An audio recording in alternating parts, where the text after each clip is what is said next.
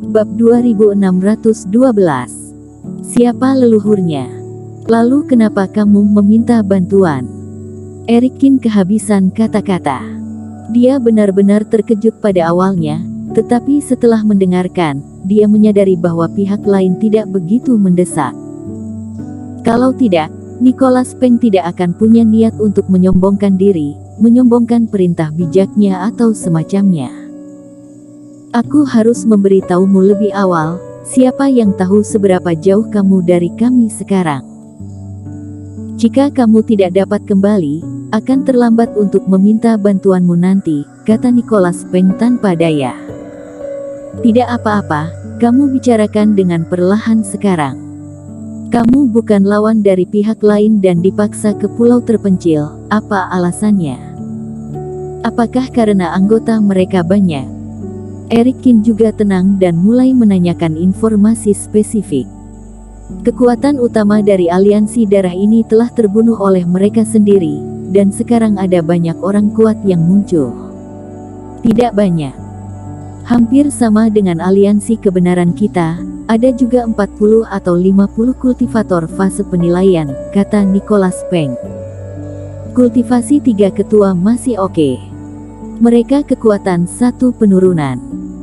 Kalau keterampilan sihirku tidak disegel, 1 melawan 2 juga bisa, tapi sekarang baru saja berpindah ke teknik pertapa abadi, hanya bisa melawan 1. Ketika Nicholas Peng mengatakan ini, dia mengertakkan gigi dan sedikit tidak yakin. Kekuatan Vinola Su sangat hebat. Meski hanya pada tahap awal fase penilaian, tapi bisa juga melawan dengan 1 penurunan. Dan juga tetua Zhang, juga melawan 1. Jadi bukan karena kita tidak memiliki jumlah yang cukup. Masalahnya adalah ada harta karun yang tidak bisa kita tangani dengan 3 pemimpin di sisi yang berlawanan. Harta karun. Erikin mengangkat alisnya. Aku pikir itu harta karun, atau mungkin ilmu sihir. Itu bisa digunakan untuk melahirkan roh Phoenix, bahkan beberapa. Kita tidak bisa menghadapinya. Ini yang paling mengerikan. Ketika Erikin mendengar ini, dia sedikit mengangguk dan akhirnya mengerti. Para kultivator yang tersisa dari aliansi darah berkumpul bersama. Mereka seharusnya merasakan ancaman dari aliansi kebenaran untuk melenyapkan semua gerbang sihir, jadi kali ini mereka langsung menentang. Tetapi alasan mengapa aliansi kebenaran dikalahkan adalah karena metode tingkat atas lawan tidak dapat diatasi. Kedua sekte, atau 2 kekuatan saling bertarung, sampai akhir kompetisi, kekuatan kultivator terataslah yang menentukan hasilnya.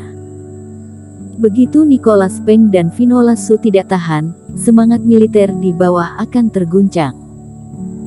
Bahkan jika lebih banyak kultivator dikirim untuk melawan ketiganya, maka itu tidak akan cukup.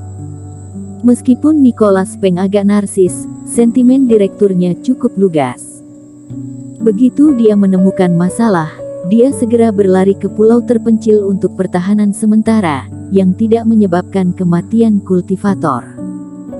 Dengan kata lain, wakil ketua Peng, dengan metode yang begitu kuat sepertimu, tidak bisa menghadapinya. Tetapi meskipun dia berpikir begitu di dalam hatinya, Erikin tidak bisa menahan untuk tidak menyipitkan matanya dan merangsang Nicholas Peng. Membantu pasti membantu, lagi pula, dia yang membentuk sekte, dia adalah leluhur, tidak mungkin untuk diam saja. Tapi anak ini sangat arogan sebelumnya, bahkan menyombongkan diri. Sekarang dia kesulitan, jika tidak memberinya pengajaran, takutnya dia tidak akan belajar pelajaran di masa depan, dan terus menyombongkan diri. Ya, jadi kamu harus kembali. Kamu punya banyak cara, dan hanya kamu yang bisa menghentikan mereka. Nicholas Peng mengangguk. Tapi kenapa aku ingat bahwa seseorang mengatakan lebih dari 10 hari yang lalu agar aku tenang di luar dan tidak harus kembali terburu-buru, agar tidak merusak momentum aliansi kebenaran. Erikin berkata dengan nada main-main. Ah, apakah ada yang seperti itu? Nicholas Peng berpura-pura bodoh. Ya, dan tampaknya seseorang juga mengatakan bahwa dia bertanggung jawab atas aliansi kebenaran dengan satu tangan, dan penghancuran kultivasi iblis tidak menjadi masalah. Juga aliansi darah dapat dimusnahkan dengan sekali tarikan napas. Eric Kin bersenandung. Nicholas Peng tiba-tiba tersipu dan sedikit malu. Dia mengingatnya, dia yang mengatakannya. Gila, bagaimana bisa dia melupakannya? Mungkin akhir-akhir ini dia terlalu angkuh, terlalu sering membual, dan lupa sudah membual kepada siapa. Nicholas Peng menyentuh pipinya, yang sepertinya sedikit sakit. Itu benar, dia sangat arogan kepada Eric Kin sebelumnya, tetapi ketika membual, dia tidak menyangka bahwa semuanya akan menjadi seperti sekarang. Memanggil bantuan saat ini, Nicholas Peng merasa seperti ditampar oleh Eric Kin, benar-benar memalukan. Jika tahu seperti ini, dia seharusnya meminta tetua Zhang atau Vinola Su yang menghubungi Eric Kin. Sepertinya aku yang mengatakannya, hanya membual. Secara alami, normal untuk mengatakannya berlebihan, gumam Nicholas Peng dengan batuk kering dan hati nurani yang bersalah. Sekarang tidak membual lagi. Eric Kin bersenandung. Kamu masih berdalih. Tidak, kelak tidak akan membual lagi, Eric, segeralah kembali. 3 hari, tidak, dalam 5 hari, jika tidak, itu akan sangat merepotkan. Nicholas Peng batuk. Kamu panggil aku apa? Leluhur, kembalilah dengan cepat, kami menunggumu. Nicholas Peng berkata tanpa air mata. Kali ini benar-benar kacau. Dia ditahan oleh Eric Kin. Jika Eric Kin bisa menyelesaikan masalah ini dengan lancar, takutnya dia tidak akan bisa berteriak di depan Eric Kin di masa depan. Aku masih tidak bisa meyakinkanmu. Di akhir transmisi suara, Eric Kin bersenandung, hanya merasa segar kembali. Biarkan kamu sombong sebelumnya, kali ini kamu juga kan yang menderita. Namun, karena sesuatu terjadi di aliansi kebenaran, Eric Kin tidak bisa lagi tinggal diam. Penempaan puppet fase penilaian baru bisa dibahas nanti. Namun, hanya masalah waktu sebelum gambar dibuat dan diproduksi. Meninggalkan ruangan, dia menemukan bahwa Suga Han masih tertidur, dan Yuna Han seharusnya sedang berlatih.